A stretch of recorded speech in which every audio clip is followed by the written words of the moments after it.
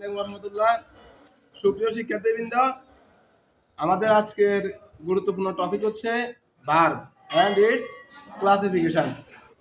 ওকে, verb অর্থ হচ্ছে কি বলো ভাই? কাজ। প্রত্যেকটা সেন্টেন্সে অবশ্যই ভার্ব থাকতে হবে, না হলে সেন্টেন্স হবে না। তো আমরা একটা লাইন বলি, আই রিড আ বুক। এখানে ভার্ব কোনটা? রিড। আচ্ছা, আমি আরেকটা লাইন বলি, he reads a book. Verb কোনটা? রিড। আচ্ছা, আমি একটা লাইন বলি, আই রাইট আ লেটার। এখানে ভার্ব কোনটা?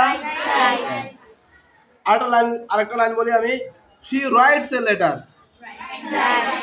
আচ্ছা, আরেকটা লাইন বলি, yesterday she wrote a letter. আচ্ছা, আরেকটা লাইন বলি, a letter is written by her. তাহলে আজকে আমরা এই একটা ভার্বকে দেখি কয়েকভাবে কনজুগেশন হতে, রূপান্তর হতে। তাহলে আমরা একটা জিনিস বুঝছি, ভার্ব হচ্ছে সেন্টেন্সে বহুরূপীর কাজ করে। ভার্ব সেন্টেন্সে কিসের কাজ করে? কারণ ভার্ব আমার আনন্দের মাধ্যমে আমরা বলি যে ভার্ব হচ্ছে সেন্টেন্সে বিভিন্ন সময় পার্সন অনুযায়ী, টেন্স অনুযায়ী এবং প্যাসিভ ভয়েসের ক্ষেত্রে ভার্ব পরিবর্তন হয়। তাহলে ভার্ব কয়েকভাবে চেঞ্জ হয়, ঠিক আছে কিনা? তো একটা সেন্টেন্সে ভার্ব কোথায় থাকে? সাবজেক্টের পরে। ভার্ব কোথায় থাকে? সাবজেক্টের পরে। আমি এখন একটা লাইন বলি, এই nowadays the people of Bangladesh are facing many problems. এখানে ভার্ব কোনটা বলো দেখি? Very good, are facing. শুনো, আমরা এর আগে বলেছিলাম যে সেন্টেন্স তৈরি হয় subject plus verb plus object. কথা বলতে গিয়ে সবার প্রথমে বলছি কি সাবজেক্ট। এখন যদি আমি নাওএডেজ বলে দিই সাবজেক্ট, তাহলে হবে না। তাহলে আমাকে চিন্তা করতে হবে, দেখতে হবে কোনটা ভার্ব, ওটা আগে বের করতে হবে। তো বাক্যের মধ্যে ভার্ব কয় প্রকার? ভার্ব হচ্ছে প্রধানত দুই প্রকার। ভার্ব প্রধানত কয় প্রকার? তুমি যদি বলো যে ভার্ব প্রধানত দুই প্রকারের মধ্যে প্রথম হচ্ছে ফিনিট ভার্ব, দ্বিতীয় হচ্ছে নন ফিনিট ভার্ব হবে। আর তুমি যদি এটা যদি না বলে, তুমি যদি বলো যে ভার্ব হচ্ছে প্রধানত দুই প্রকার, এটা হচ্ছে প্রিন্সিপাল ভার্ব, এটা হচ্ছে অক্সিলারি ভার্ব। আমি এখানে একটু বলে রাখি, প্রিন্সিপাল ভার্বকে আমি যদি বলি যে লেক্সিক্যাল ভার্ব, সমস্যা নাই। প্রিন্সিপাল ভার্বকে আমি যদি বলি যে মেইন ভার্ব, তাও সমস্যা নাই। তাহলে যা প্রিন্সিপাল ভার্ব তাই লেক্সিক্যাল ভার্ব তাই মেইন ভার্ব। আর যেটা অক্সিলারি ভার্ব সেটাকে আমি হেল্পিং ভার্বও বলতে পারি। তাহলে কি বলছি, বুঝছো কিনা? তো প্রিন্সিপাল ভার্ব হচ্ছে কয় প্রকার? দুই প্রকার। প্রিন্সিপাল ভার্ব কয় প্রকার? একটা ট্রান্সিটিভ, একটা ইনট্রান্সিটিভ ভার্ব। ট্রান্সিটিভ মানে সকর্মক্রিয়া, যেটার অবজেক্ট আছে।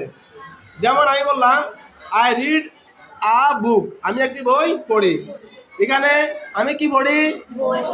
তাহলে ভার্বকে যদি কি দ্বারা এবং কাকে দ্বারা প্রশ্ন করলে যে উত্তর পাওয়া যায় সেটা হচ্ছে অবজেক্ট, এবং সেটা হচ্ছে ট্রান্সিটিভ ভার্ব। বুঝতে পারছো কিনা? কোন সেন্টেন্সে ভার্বকে কি দ্বারা এবং কাকে দ্বারা প্রশ্ন করলে যে উত্তর বের হয় সেটা কি? Transitive verb. I read a book, আমি কি পড়ি? ট্রান্সিটিভ ভার্ব না ইনট্রান্সিটিভ ভার্ব? Very good. এখন আমি বলছি বার্ডস ফ্লাইং, পাখিরা উড়ে। পাখিরা উড়ে, কোথায় উড়ে? কি উড়ে? কিছু বলছি আমি? এটা ট্রান্সিটিভ না ইনট্রান্সিটিভ? Intransitive verb.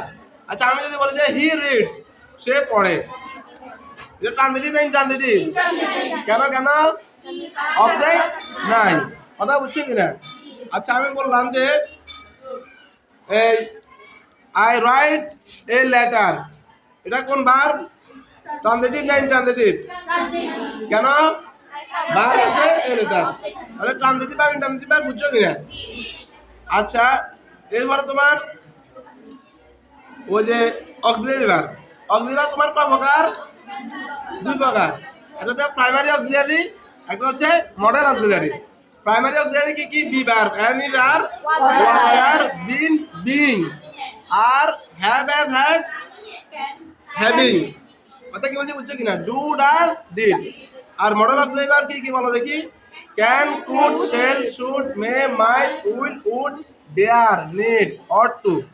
কথা কি বলছি, বুঝছো কিনা? এগুলো হচ্ছে কি ভার্ব? Modal auxiliary verb.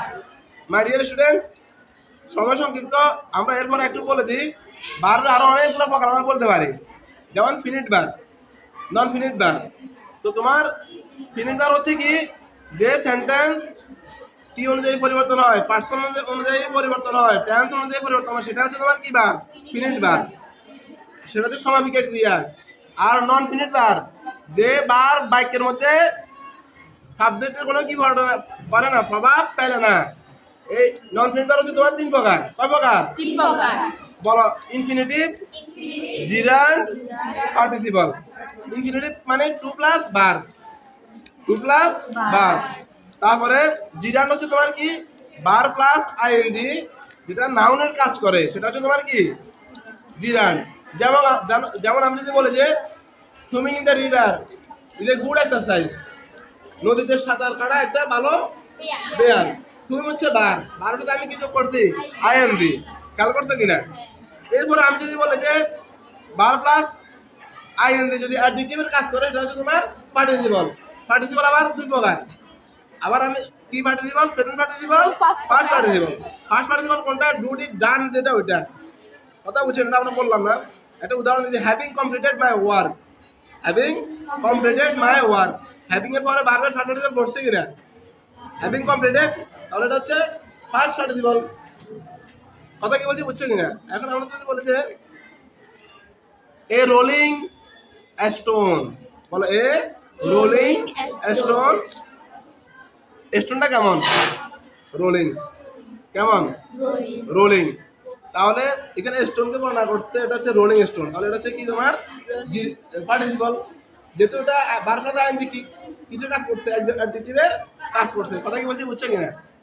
তাহলে জিরান্ড, পার্টিসিপল, ইনফিনিটিভ, এটা তোমার কোন প্রকারের ভার্ব? নন ফিনিট ভার্ব। এগুলো কোনো বাক্যের সাবজেক্ট অনুযায়ী পরিবর্তন হয় না। কথা কি বলছি, বুঝছো কিনা?